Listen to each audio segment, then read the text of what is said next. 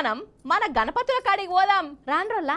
ఇక మా వాడకట్టుకైతే అసలు ఏమన్నున్నాడోళ్ళ గణపతి యూత్ పోరగాన్లు అయితే డెకరేషన్లు గిక్రేషన్లు వేసి పాటలు పెట్టుకుంటా మస్తుల ధూమ్ధాం చేస్తాండ్రు. ఇక ఇంకో 2-3 రోజులలో నిమజ్జనం కూడా చేస్తారట. నన్ను గెస్ట్గా కూడా పిలుస్తారట, కండువాలు కప్తారట నోళ్ళ. కానీ అందరి కళ్ళు గణపతి చేతిలో ఉన్న లడ్డు మీదనే ఉన్నదోళ్ళ. సరే ఇక మా గణపతి ముచ్చట అటెనక చెప్తా కానీ మీకు అట్లా అట్లా అట్లా మనం కొంతమంది వెరైటీ గణపతులను చూసేసొద్దాం రాన్రి. ఏ ఊరు చూడు ఏ వాడగువో అన్ని గణపతి పాటలే, వినాయకుని పూజలే.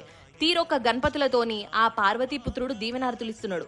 అగో ఈ గణపతిని చూడుండ్రల్లా, వరెవ్వా చూసిర్రా, కొబ్బరికాయల గణపతి కళ్ళు తెరుస్తున్నాడు మోస్తున్నాడు, షేయితోని దీవెనార్తులు ఇస్తున్నాడు. జబర్దస్త్ తయారు చేసిరు కదా నల్లా. జగిత్యాల జిల్లా కోరుట్ల నొల్ల 516 కొబ్బరి ముక్కలతోని ఈ గణపతిని తయారు చేసిరు.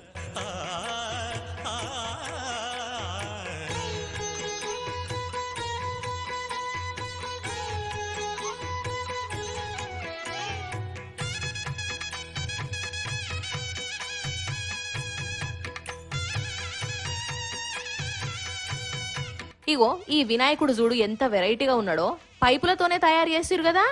అగో 2 లడ్డులు కూడా పెట్టిరు మంచిగా. ఇక ఈడనేమో కర్ర వినాయకుడు ఉన్నాడు.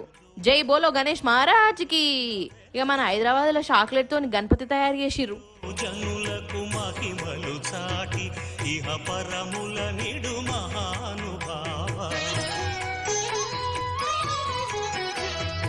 ఇష్టమైనది వదిలిన నీకడ ఇష్ట కామ్యములు తీర్చే గణపతి,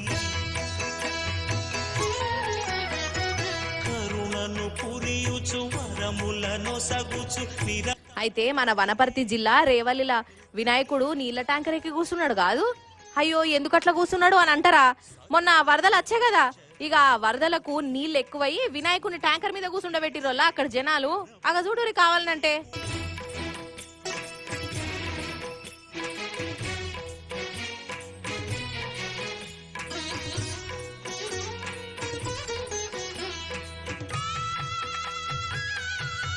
అన్నట్టు వెరైటీ వినాయకులను చూసిరు కదా.